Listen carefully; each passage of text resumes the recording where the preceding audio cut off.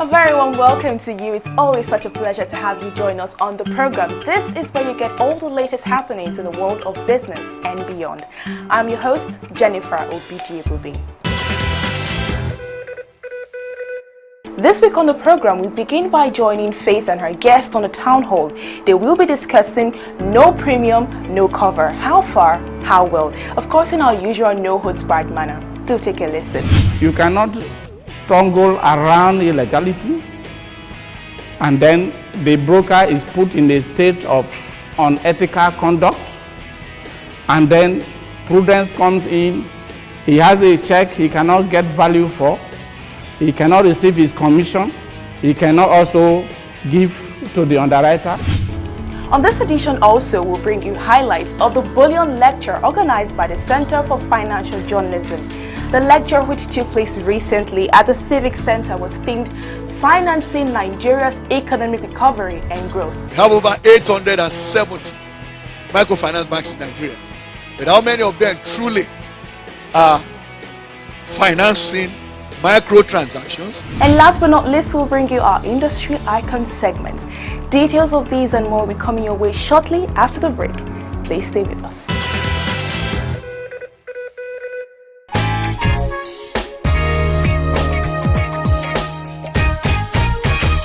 A very warm welcome to you. It's a pleasure to have you join us on the Insurance Industry Town Hall. This is where we discuss topical issues and will bring well-qualified professionals to do justice to our topic of discuss.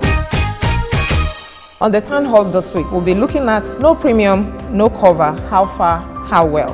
In our usual manner, we've gathered an array of well-tested and qualified persons to do justice to our topic of discuss. In no particular order, I'd like to invite to join me on site Mr. Barenika Thompson, who is the Director Inspectorate of the National Insurance Commission, NIGERIAN. He has been the anchor and enforcement coordinator of the No Premium, No Cover policy since January 2013. He was also the Chief Financial Officer of Linkage Assurance PLC. He's worked in NIGERIAN Insurance for 15 years, where he left in 2005. Thank you so very much, Mr. Thompson, for joining us on the program. Thank you. I'd also like to invite to join me on site Dr. Musa Adebayo Obalola, who is a senior lecturer, Department of Actuarial Science and Insurance, University of Lagos, which happens to be my school. I always say that. He's also the Deputy Director, Academic Planning Unit, UNILAG, and former sub-dean, Faculty of Business Administration, UNILAG. Thank you so very much, Doctor, for joining us on the program. But last but not least, I'd like to invite to join me on site Mr. Emmanuel Okunore, who is the 18th President of the Nigerian Council of Registered Insurance Brokers, NCRIB. He is also the Managing Director, Chief Executive Officer of Mani Insurance Brokers since 2004 till date, and he was also the former Managing Director and Chief Executive Officer of Koguna Baburu Insurance Brokers from 1992 to 2004. Thank you so very much for joining us. Once again, gentlemen, thank you for joining us on the Town Hall.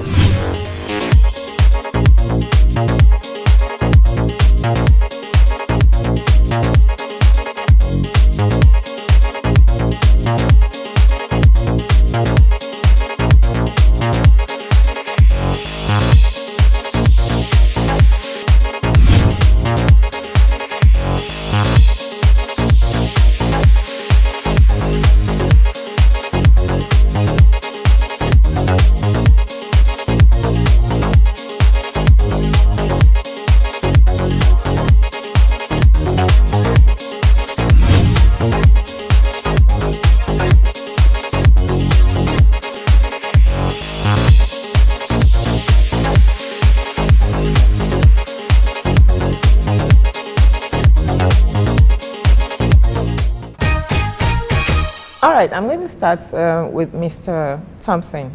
Now, Section 50, one of the Insurance Act 2003 states that the receipt of an insurance premium shall be a condition precedent to a valid contract of insurance, and there shall be no cover in respect of an insurance risk unless premium is paid in advance.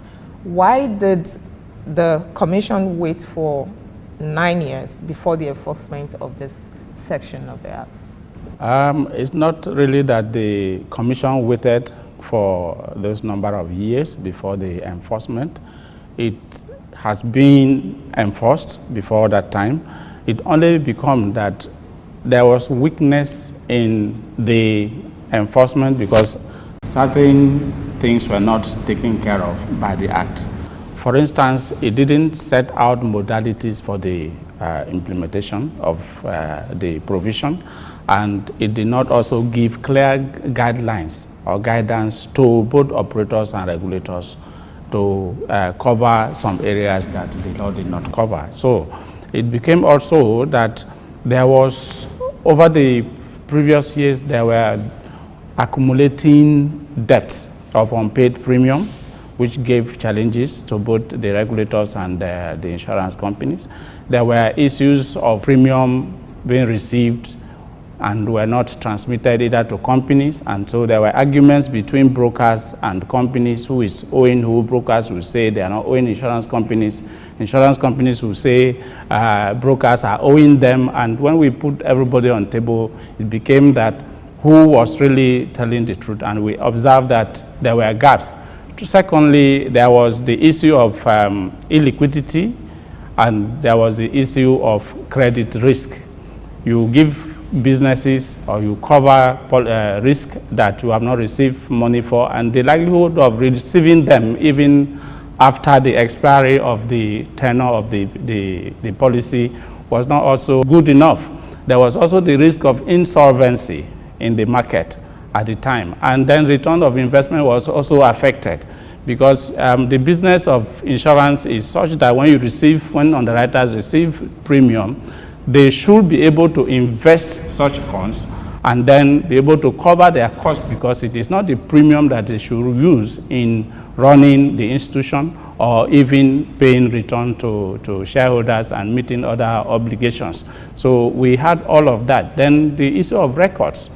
The records being transmitted between brokers and underwriters were not clearly harmonizing at the time.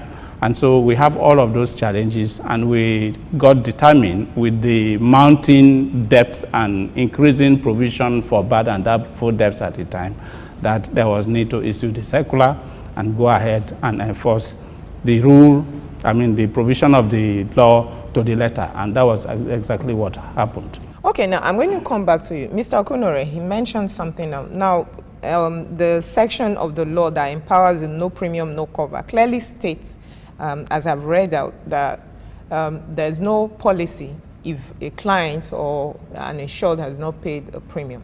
Now, given what we just said concerning the market, the way the market was operating before the no premium, no cover policy came into, was that really the right practice of insurance business? I think he has enumerated all the challenges that we all faced. And the most critical of it is that it wasn't really very clear as to who owed who.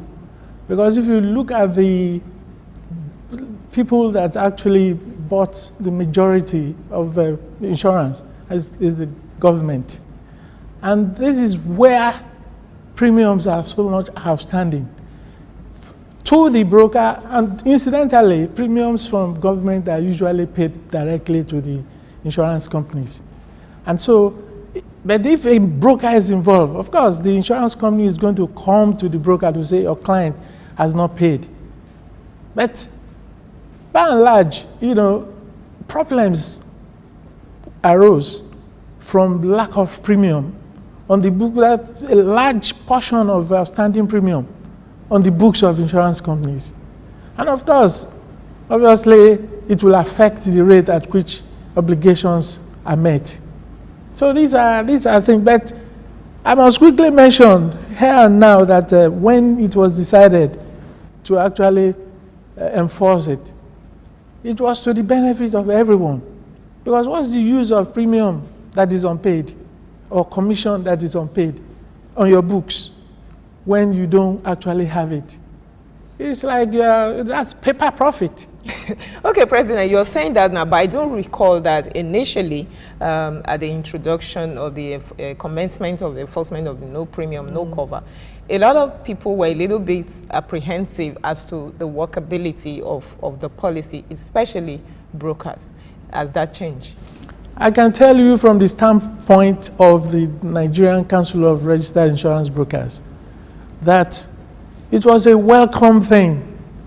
If you look at how even the first year or first few months that it occurred, that the enforcement started, it was clear that the premiums were now being, when you say there's no cover before, unless you pay premium, people end up paying their premium. Okay, Dr. Bahla. And so it was good for everyone. For everyone. Yes. Was it really, do you think it was necessary for NICOM to step in to say, oh, we are enforcing no premium, no cover, for people to really shape up? Was it really necessary if people were doing what they were supposed to do? Well, thank you very much. See, the truth about the market is that the market cannot regulate itself. We theorize that professionals, if they are able to realize who they are, they should be able to regulate themselves. I particularly have argued for that in some of my submissions and my writings. But what has been clear is that this cannot happen, that the regulator has to come in, set the rule, and implement it, and ensure that those who run foul of the law should be sanctioned. That's when we're going to have sanity. Where it's been quite there for quite a while. It's in 1997 Insurance Act, it's in 2003 Insurance Act. They are also aware, the industry is also aware that it's there. But then, they've not been doing the right thing. Exactly. And that's why the regulator has to come in and ensure that the right thing is done. There are a number of reasons why we should have the regulators. Okay? Yes, they are supposed to ensure that there is competition, a lot of things are, but if they don't come in at the right time, then the industry definitely will not be able to, grow first. They will not be able to fulfill its obligations to its stakeholders. Okay, now I'm going to talk to Mr. Okunere. Now, supposing as a broker, under the no premium, no cover policy, if I give you a broker, or if I give my broker a post-dated check, and loss occurs before the clearance of the check, am I covered? That's a double-edged sword question. You see, it all comes down to... And I'm going to come to Mr. Thompson. Yes. You will be welcome. It all comes down to the relationship that you have with your client and the history with your client. Because most of the time, clients, they can give you a check and they might say, okay, maybe something, and that's for corporate companies won't do that because they know the value of insurance. But when you're talking about this instance, you're talking more of the individual clients. And that's not the purview of most big-time brokers, really. But then, like I said, it depends on the relationship and how well you know. You can, if you give me a check and I know that your covers, I will make sure I go before your renewal date to just protect everybody. So if you give me that check, post-date it to the time cover will start, just to be on the side of caution, to be safe. And I'll give you another example where checks are written or they came late, even not post-dated. And most organizations don't want to change their renewal dates because of their financials and all the rest of it. You then discover that you have what we call unutilized premium. Because assuming cover was to start from 1st of March, and the money actually came in on the 15th, your cover effectively will start on that 15th. But you have paid 12 months premium. So what we do is that we'll give you cover from the 15th, because you don't want to change your renewal date, it will end at the traditional date. But you will now have 14 days of premium standing in your account. Since it's an ongoing business, we will have, our system will classify that as unutilized premium, which you can use later. Maybe you have additional premiums during the year. So the money is not lost to the client. But cover will start from when you actually collect the money.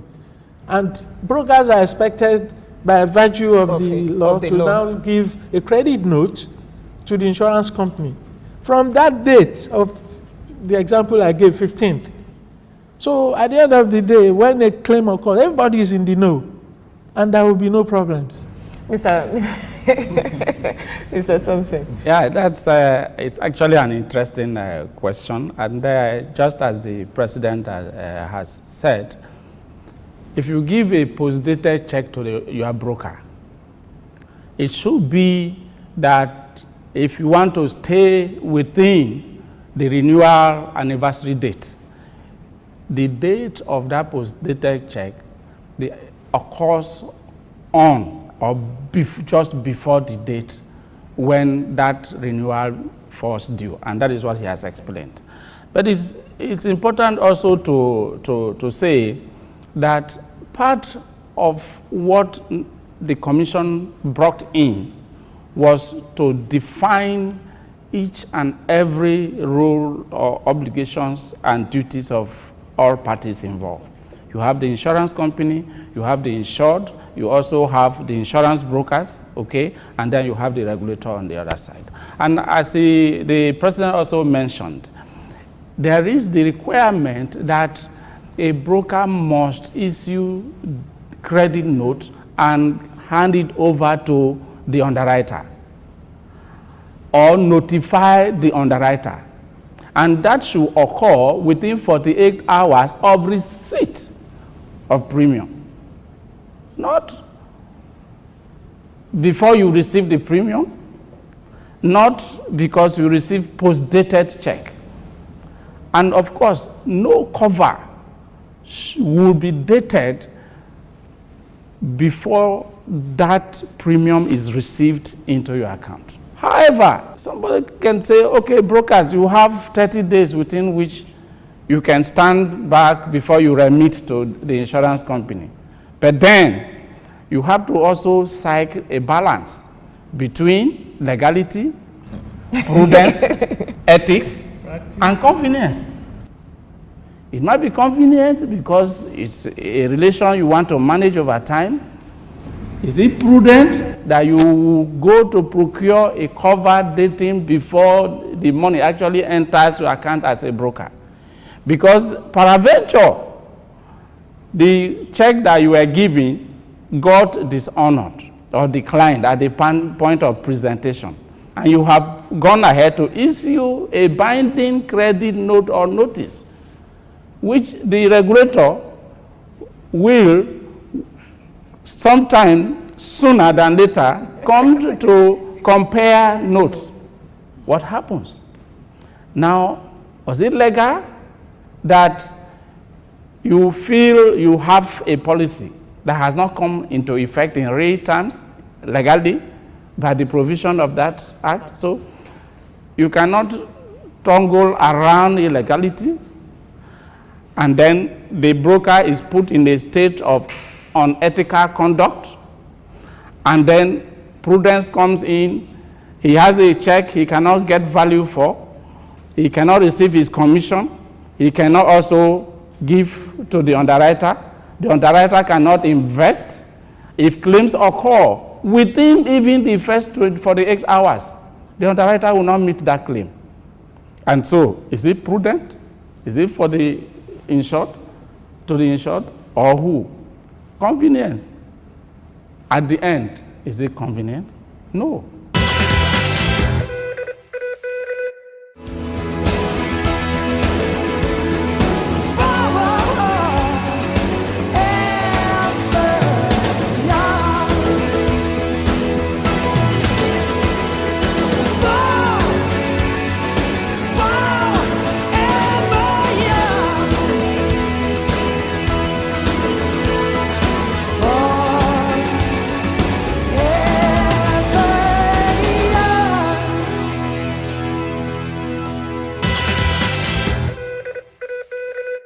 Alright, welcome back and thanks for staying with us.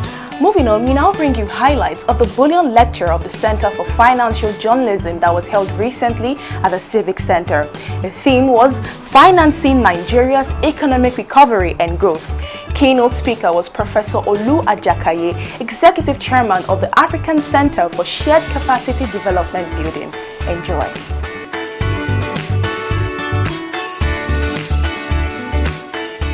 The Center for Financial Journalism, CFJ, is a company limited by guarantee.